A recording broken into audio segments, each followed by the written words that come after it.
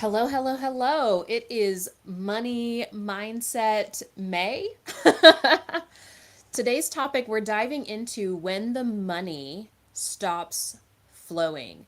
We're really going to be talking about mastering money. And I got to say, this was a really important topic. We've been in the middle of a launch and I've been getting so many questions about this time period and what's going on in the world and people having certain experiences around the ebb and flow of money. And the truth is that we have power, but sometimes we don't know where to find that power in kickstarting that flow or moving past a plateau plateau past a plateau. So today we're going to dive into what to do when the money stops flowing or it's not flowing in the way that you thought that it should. And hopefully by the end of today's session, you will have some takeaways that you can actually start to implement literally right away. So, for those of you who are new, welcome. I'm Makosi, also known as the Royal Shaman. I am an executive spiritual advisor, and I've helped incredible conscious change makers to fulfill their calling. And I support them by expanding their consciousness, supporting them in aligning energetically, as well as transforming their identity to be the version of themselves that actually can hold all of the abundance that's aligned for them to experience. So, let's dive in a bit to my own experience with this. Now, whether you knew this or not, my childhood was not financially prosperous. My mom was a single teen mom of two for most of my childhood.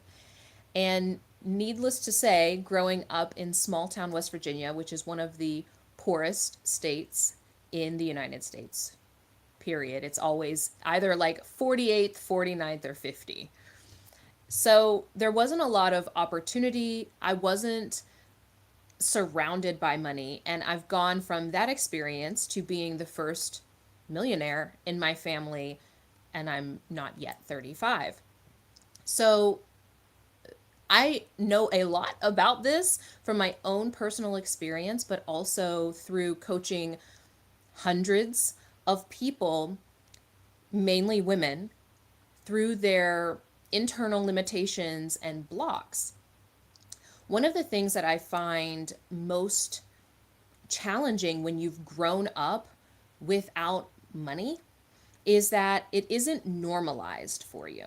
So sometimes you aren't in spaces where you can gain insight into, well, how do you think if you are a person who has money? And, you know, what is my way of viewing the world that's actually keeping me from making more money? Because the truth is that our money, like the amount that we see in our accounts, is simply a reflection of who we have been up to a certain point.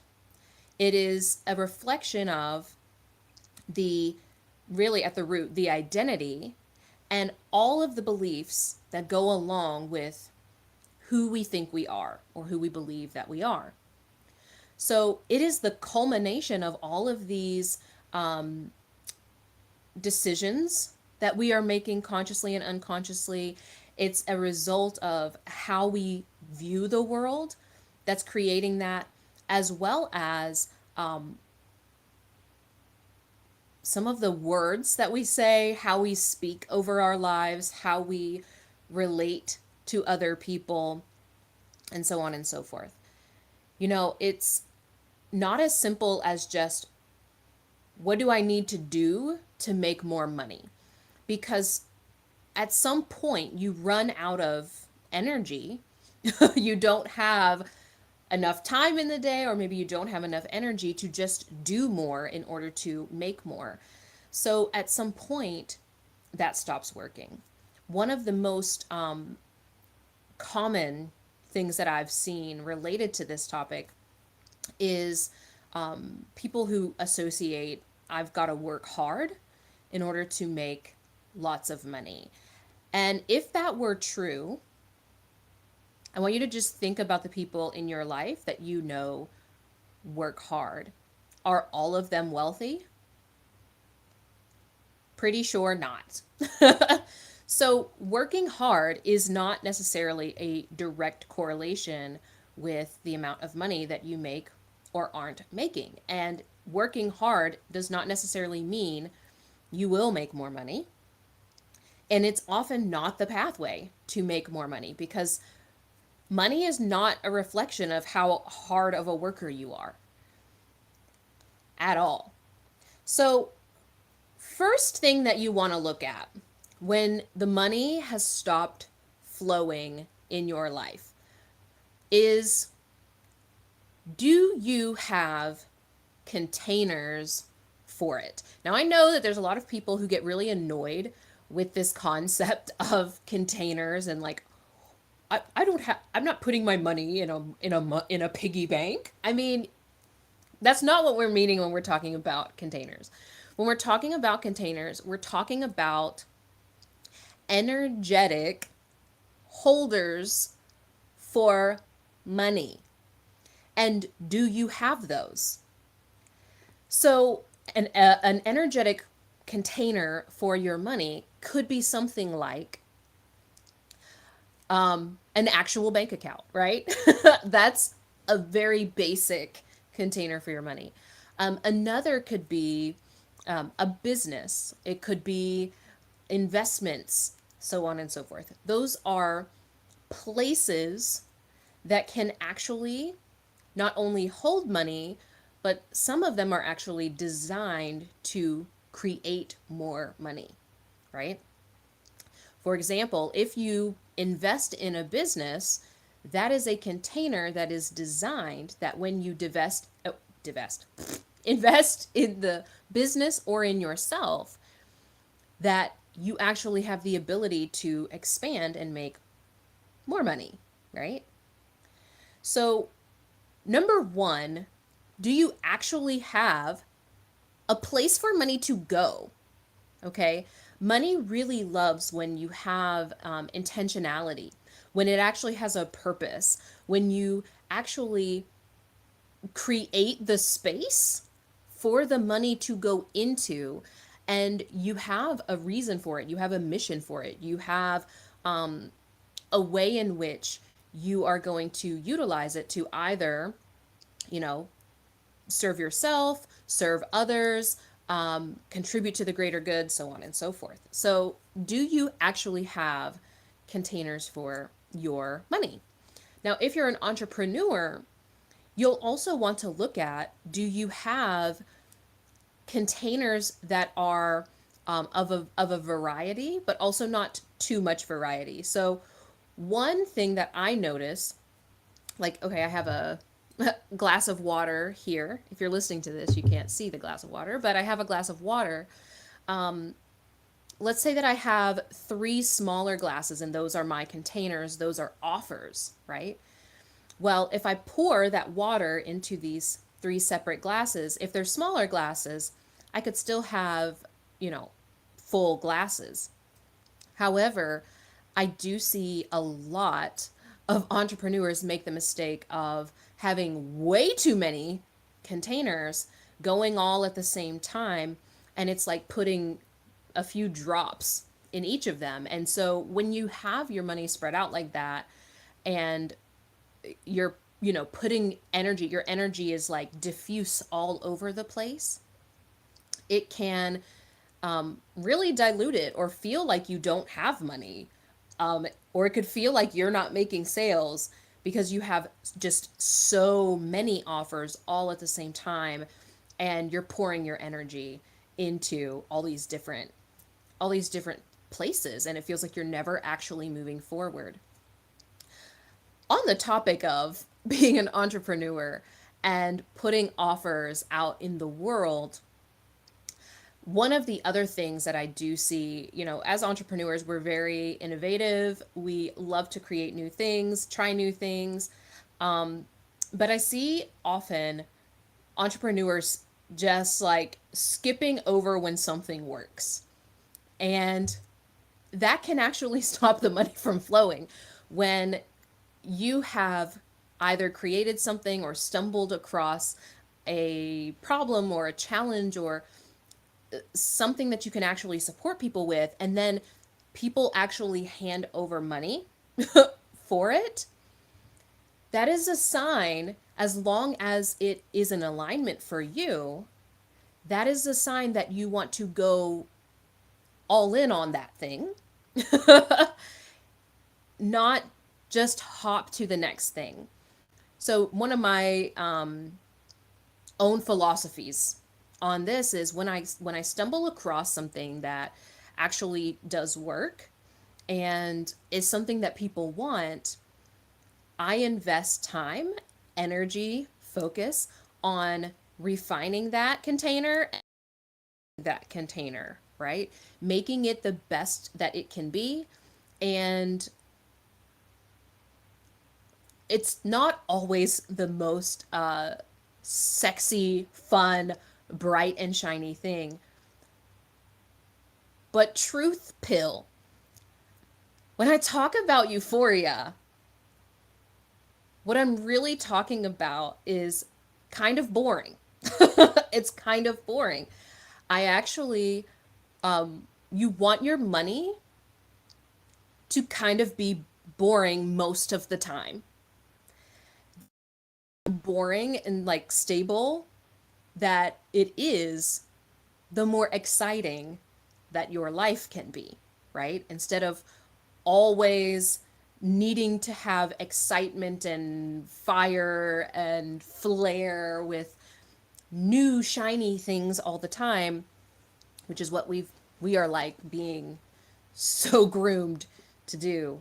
Those of you who are able to like allow something to get boring, allow the refinement process to happen, allow yourself to not always chase the shiny ball.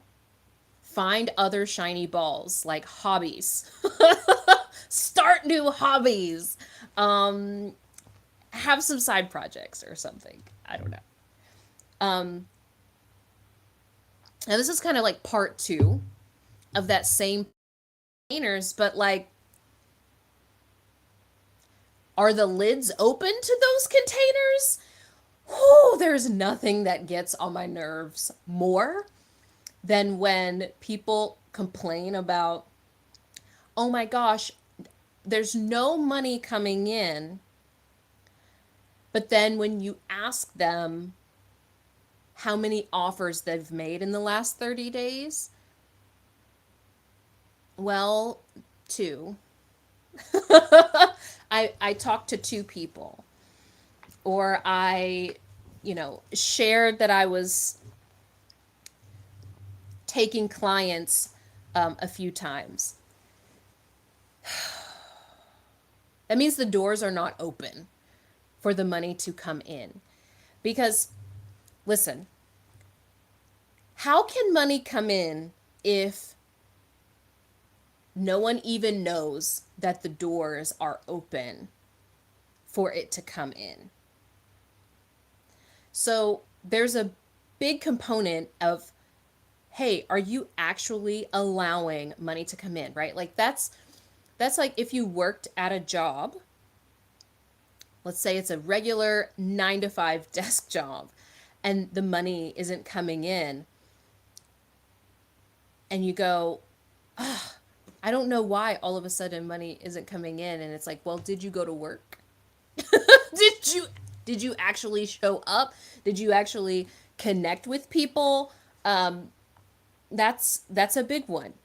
It's a big one. And sometimes we can get so fascinated with like the next strategy, the next tactic, like the latest trends, always learning things and not actually running with it. I think, especially in the online space, And on social media, there's this idea that, everybody's watching what you're doing all the time. And you've got to realize that almost no one is seeing your content regularly.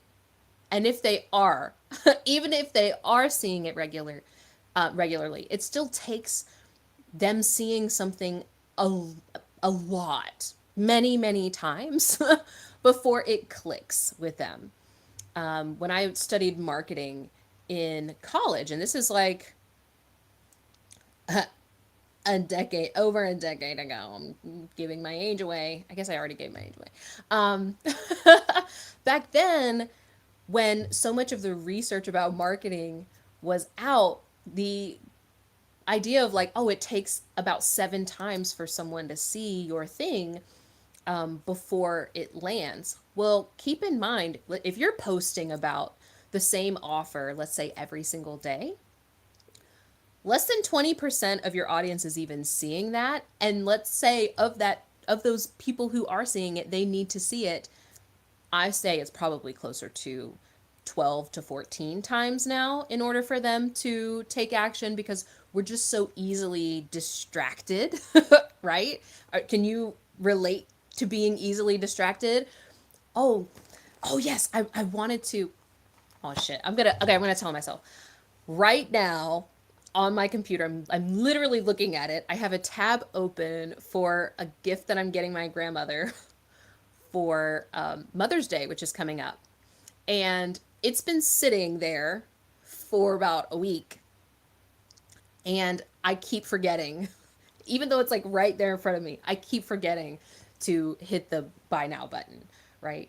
So everyone is having that experience. It isn't always personal to you. If you are an entrepreneur, you've really got to detach your identity from your business and not be taking it personally, right? Like, oh my gosh, no one wants what I have to offer. Well, maybe the way that you're communicating it isn't the way that people will buy it, or it could just be that they're not seeing it enough or seeing it regularly, right? So, paying attention to, if somebody raises their hand and actually forks over money, like stop paying attention to your freaking engagement on social media, because half of the time those people aren't buying from you anyway. Do you know how many like just thirsty guys are following me on freaking Instagram and probably liking maybe if I have a red lipstick or cleavage on that video? I pay attention to, yes, I look at metrics about, what's popping and, what are people really resonating with, so on and so forth. But ultimately, what is actually leading to sales? What is actually leading to an exchange of money in order for me and my team and my business to receive what it needs, and also to actually catalyze the transformation that I'm here to create. Okay, I'm getting a little off topic. Little off topic, but I felt like that was really important for you to know. All right, back to the point. Money moves cyclically. Money moves cyclically. This is how I know that so many people, even people who teach the energetics of money, sometimes do not understand basic energy. Money moves in a cyclical fashion, just like nature moves in a cyclical manner. Now, here, I'm meaning in the West, so not just the US, but if you're in Europe, if you're in Australia, there's so many of you that are. This applies to you too. But we have this idea that more is always better, that if we aren't making more or more isn't coming in, then we are failing. And I gotta tell you, the only thing in nature that grows nonstop is what? Cancer. Yes, that's a sign of cancer. That is a cancerous, dangerous thing. So the goal is not for it to always be bigger, a bigger amount of money than it was necessarily the day before. It is, you want to imagine, you want your money to grow like in a stair step fashion where it it grows. Maybe you launch a new product and you have some, new clients, and then it's, it just kind of stabilizes and kind of stays the same. And then you have another growth, and then it just like stays the same for a period of time. You don't want your money to constantly be growing.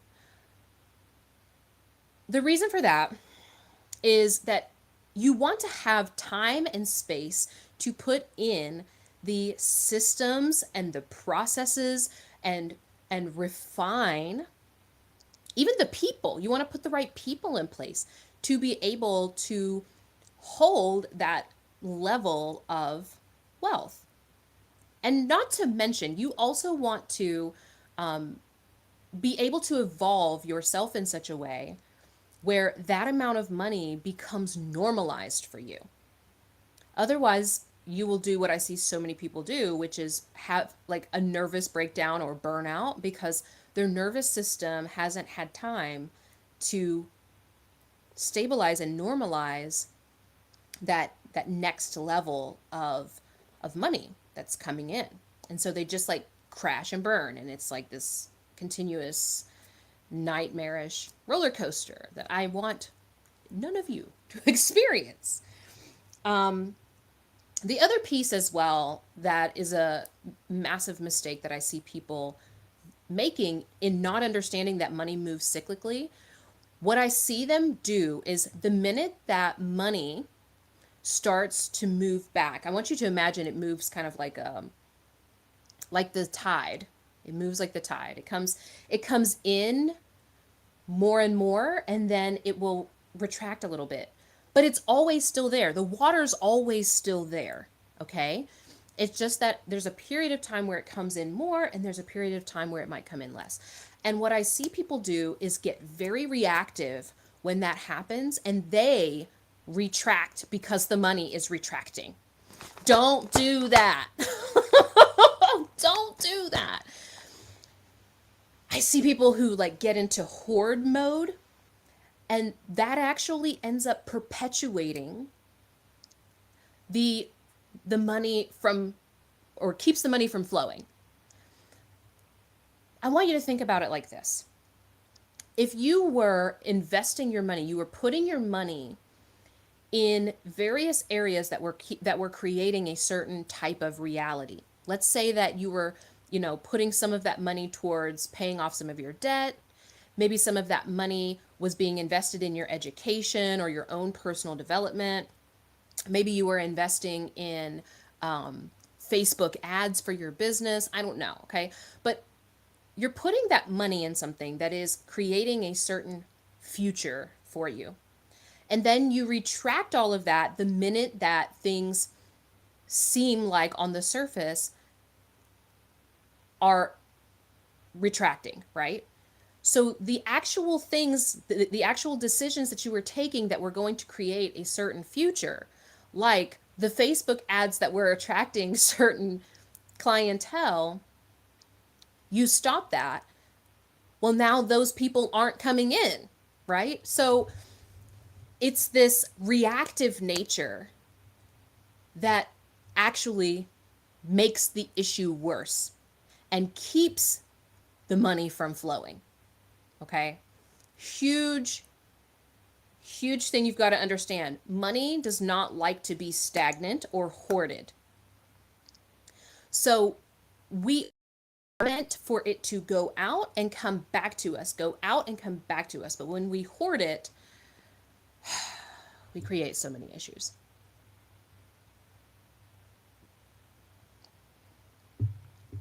All right. Number 3, when the money stops flowing, you want to look for opportunities for greater levels of service and impact. Now, when I say greater levels of service and impact, do not take that to mean like, oh, I need to go out and just help everybody for free and I need to reach more people. More is not always better. Sometimes the impact can be depth, right? So, looking for opportunities to serve and impact can be either width, which is creating bigger impact for more people, right? Or you can go depth. I am a depth person. Last year, we made a very intentional decision in the Royal Shaman, which is my company where we actually are supporting conscious leaders and entrepreneurs into their next level, helping them break through their limitations and really live these incredible, limitless lives and create limitless abundance in their business. One decision that we made last year intentionally, I say I made the decision and then the team kind of had to just get on board with it. But of course, it made sense to everyone once I explained. So many businesses get really caught up in numbers, like vanity numbers of, oh, we've helped so many people. And that's really amazing. However, I've been obsessed with over the last or so of like, how can we create deeper levels of impact with the people that we have? How do we work with actually fewer people? I think we've worked with like half of the people that we did the year before and are making more money. And that actually creates a deeper level of intimacy with our clients. Last I checked, we have over 90% of our clients who are showing up regularly to our calls, who are contributing regularly, who are getting, insight and support regularly, which is like that's unheard of in the online space. I don't think people realize most programs, you are lucky if 5% of people last past the initial, high of joining. That creates a better experience for everyone. So part of the thinking of that is if we create a space where people are able to go deeper, especially because we're dealing a lot with identity, that's a very deep topic and people need to feel safe. Sometimes they need time, and we can do that because we are focusing on depth, right? Now, you are also seeing I'm creating some things that will allow for us to have wider impact. However, there's no world, at least right now, where I see the Royal Shaman specifically focusing on huge numbers.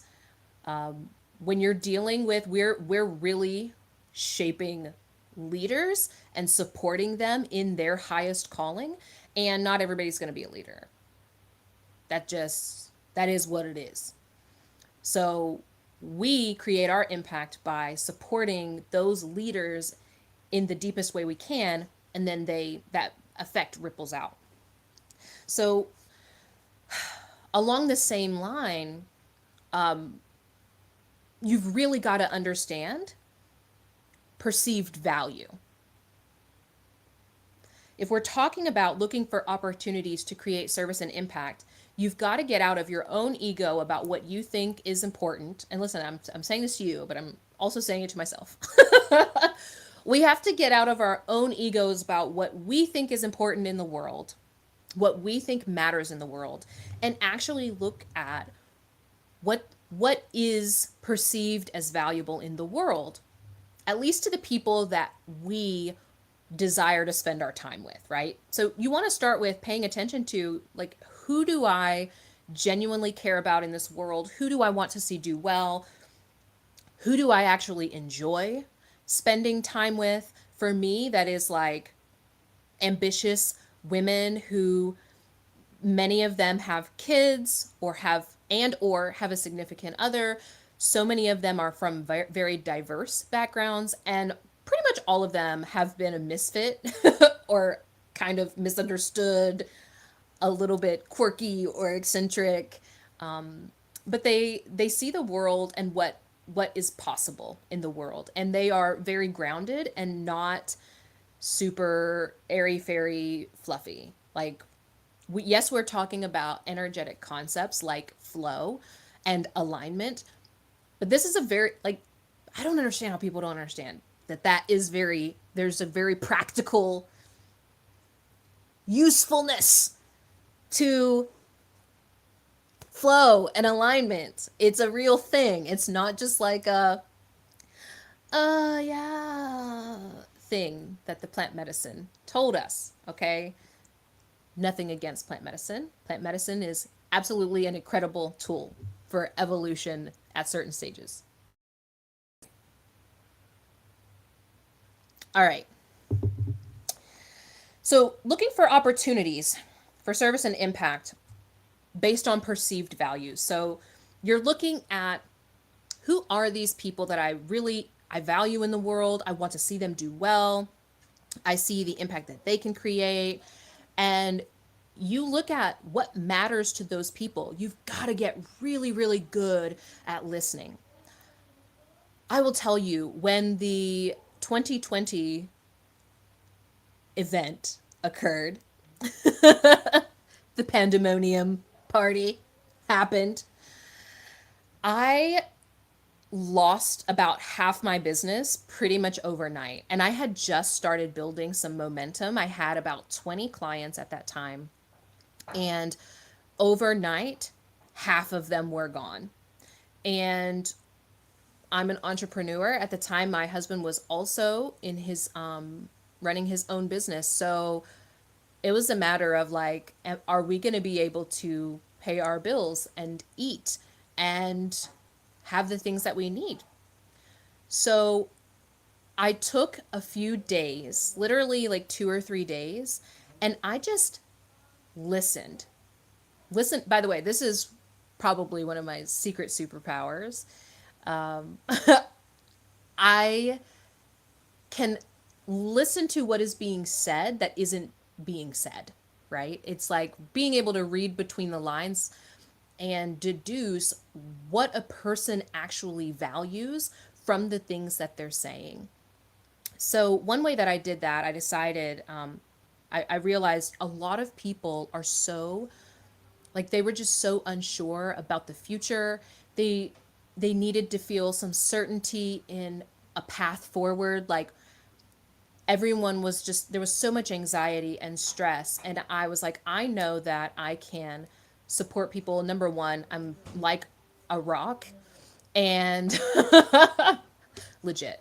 Um, it it's pretty impossible to tell me some things and get me to be in the dumps with you. I'm pretty solid that way. So immediately what I did was I started offering pay what you can intensives, right? And so I had people who were able to, choose their investment levels. And there were actually a few who couldn't invest anything, and I still did them anyway. And I'm really proud of that because I know for sure at least one of them, well, most of them did well, but there's one in particular that comes to mind who at that time could not pay. She was in the middle of launching a restaurant when everything got shut down, and she was so terrified. So I supported her in that.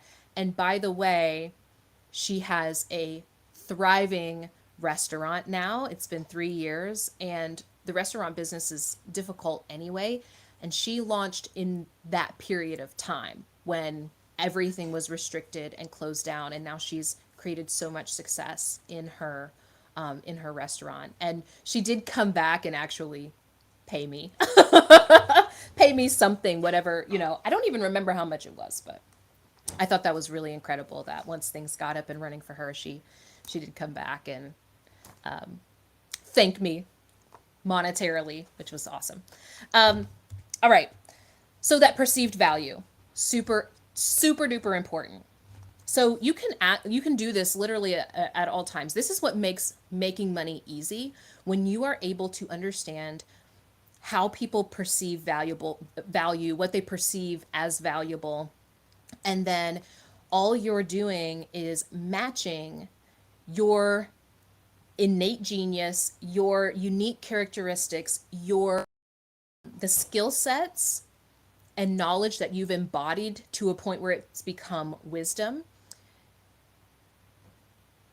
you just deliver that in support of what matters to the other person. And when you start doing this and you make a habit of it, you just see money everywhere. And all you have to do is like create a container for it, which can be space on your calendar. You just clear space on your calendar. You open the door for it. So you give them a way to pay you money. And that's it. You don't need a website. You don't need a brand. You don't need blah, blah, blah, blah, blah. You can just be making money anyway. Great example of this, my husband's truck has been rented for the week. He just got back last night, but he was on a cruise with his friends, and he has a truck, and people are moving and they need trucks, but they don't want to buy a truck. So that truck has been making him money all week long. So the next, or the last, it's like the last two, but they kind of go together, is you really want the stories that you're telling about where you are in reality or what's happening financially, right? So you want to examine, are you saying things like, I'm broke? Are you telling stories that actually aren't serving? So let's say that the money stopped flowing.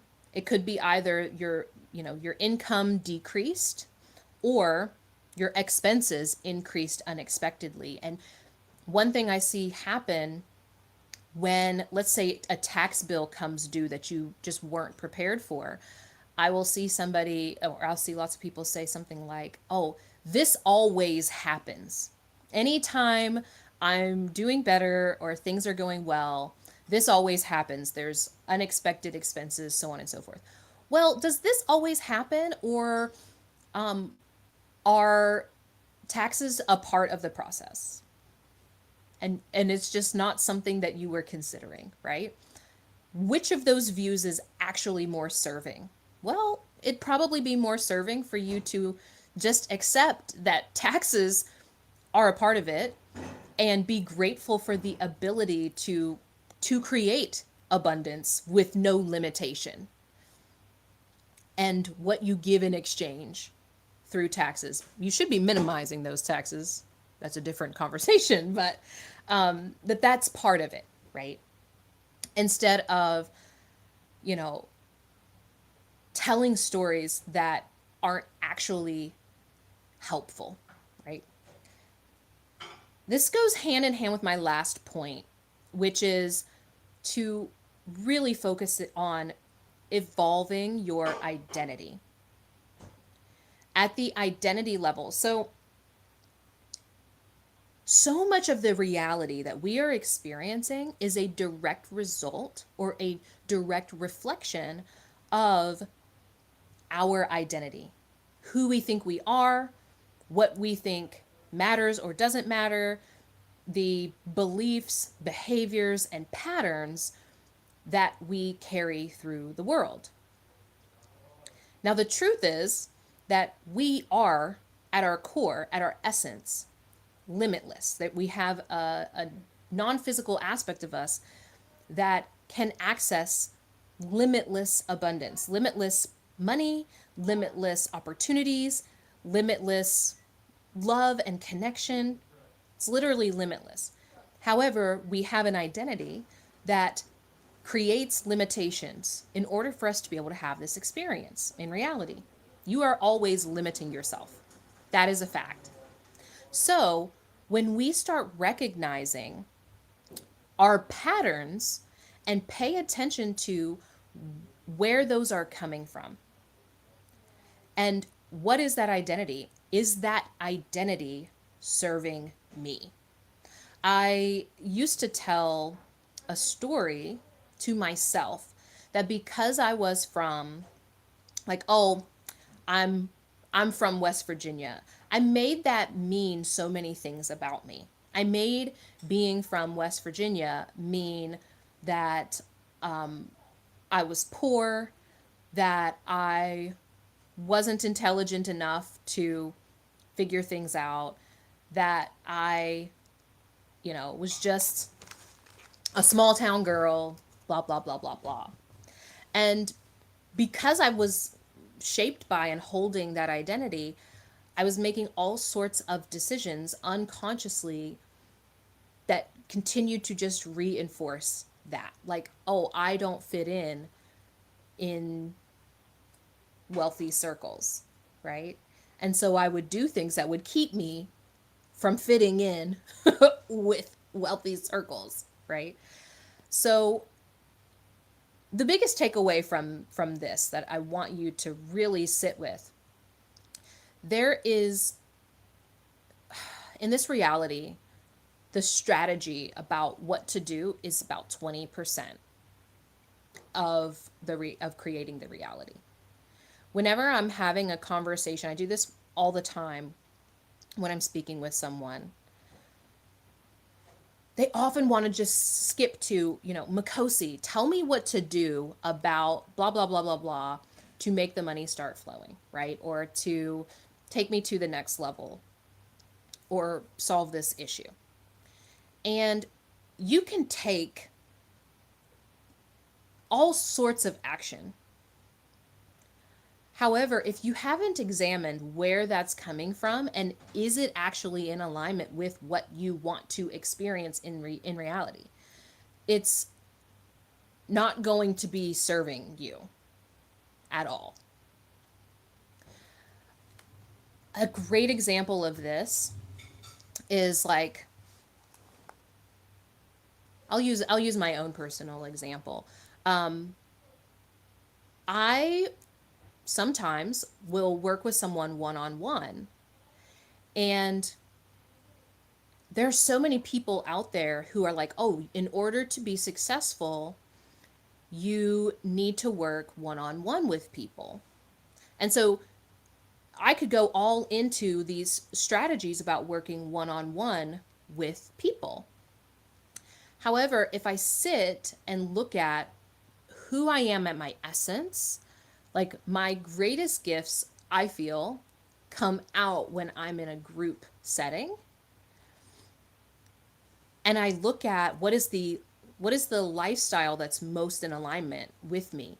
I'm a person who, in human design, I'm a 5-1, and I'm mostly first lines. I have a ton of first lines.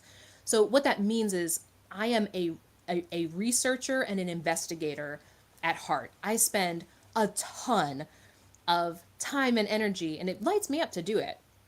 And from that, I'm able to synthesize knowledge in a way that other people are able to use it and take these really, really complex, abstract ideas and make them very simple and grounded and practical, where others can take them and then utilize them and see success, right? If I tell the truth about who I am and what I want and what I desire, the truth is that I am a person that needs space. You can ask my husband, you can ask my son. I'm a person that requires a lot of space, a lot of space. And so if I know that that is, number one, the most serving to me as a person, as an individual, and it's also supportive of my highest gifts in this world, in my highest genius, then spending a bunch of time trying to execute on a strategy that is really meant for someone very different than me, right? How effective am I going to be at that? It's going to be a struggle for me to do that. It's also going to feel misaligned. So if you're feeling that you are misaligned, most likely you've taken on strategies that simply aren't in alignment with who you are at the core, at your essence, that aren't in alignment with the version of you that you're becoming and the lifestyle that you want to have.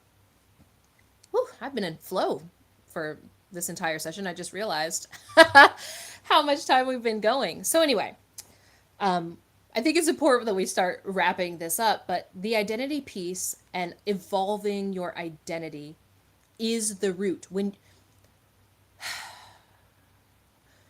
you understand that everything starts with who you be, your entire reality, what you have and what you do, are a direct result of who you be, then you will understand that by focusing on evolving who you be, you create ripple effects. And one of those ripple effects is the amount of prosperity, money, wealth that you experience. It's simply just reflecting your identity. Not who you actually are, but who you think you are. So, with that said, if you have not yet, make sure to subscribe so that you get notifications. We are going to be doing topics on money this entire month. And also, you can always visit us at theroyalshaman.com to discover more about what we offer, what we're putting out into the world, what's new, and get on our newsletter, all those amazing things, right? I saw that we had some questions in the chat. So we're going to take a few of those before we wrap up, and let's see some comments, some live action comments. Let's see some ahas. Double down on what's already working and keep refining it. Yes. Yes, detaching is so important. I feel that now and understand it. Ooh. Here's a great question from Erica. This ebb and flow cycle is an amazing insight. Question: creation takes time. How can we bridge the time that a project is not created yet? So, when we're creating new projects, let's say a new course or a new offer that goes out into the world, that can take some time. However, it doesn't mean that we cannot make money while we are creating something. Okay. So, the amount of time that it takes for you to make money from something is simply being able to connect with another person who has a problem or a desire that they want fulfilled, and then you either supporting them and giving them the tools that they need in order to fulfill that, or you doing it for them. This week, my son, I was so proud because he's been talking about how he wants to make money and all the different ways that he could. And we live in a complex where people love dogs here. They really love dogs. And many of them are working professionals. And these dogs need walked regularly, right? If you have a dog, you need to walk your dog probably twice a day, minimum. So I started asking him questions of like, do you think that any of them either need someone to walk their dog because either they are sick or tired or have something else to do, or simply they would just desire for someone else to do that? It doesn't even have to be a problem that they can't. It could just be that they desire for someone else to do that. It doesn't take a whole lot of time for him to potentially make money from that. He could have that idea, go outside, see somebody walking their dog, and say, hey, would you like me to walk your dog? Sure, I'd like for you to walk my dog. How much will that be? $1, right? $1 a lap. Or he charged a poo upcharge of $2, right? So if he cleans up your dog's poo, it's gonna cost you more. But it can really be that easy. So when you are creating wealth, I advise that you have both short-term containers for money, short-term meaning in the next 30, 60, 90 days, a way to make money, as well as you are building out those longer term ones. So earlier this year, my husband and I invested in a property in Hawaii. So exciting. We've secured the dates for Synarchy to come out to my house in Hawaii. I'm really excited about that. However, we can utilize that property as both a short term and a long term container for money. So the long term play of this, invest the money, we have ownership. We actually own it with a group of friends. It's not just our house.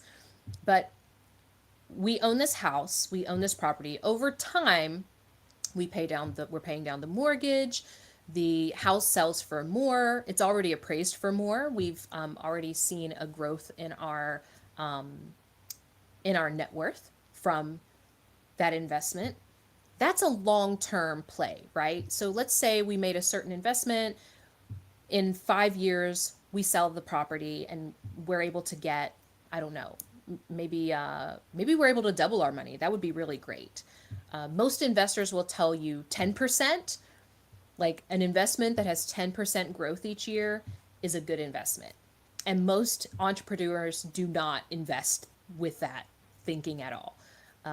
If you just imagined your business growing 10% a year, you would have a great business, by the way. Your business does not have to double every 30 days for it to be a great business. That's beside the point. But in the short term, right? In the short term, if I wanted to, I could host a retreat at the property, right? There are people who right now want to be traveling, who want to learn about wealth and spirituality and want to get rest and rejuvenate and so on and so forth, right? So that can be a short-term way to make money by hosting a retreat on the property that allows for us to make money, okay? So it is not an either or. You want to have both and, okay? Both and thinking in how you're creating money.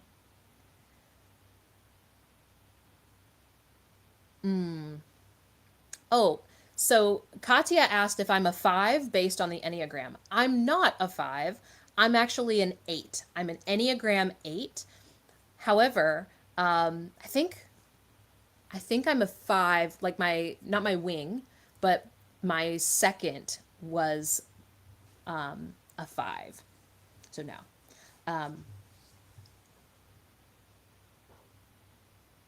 Fun little tidbit.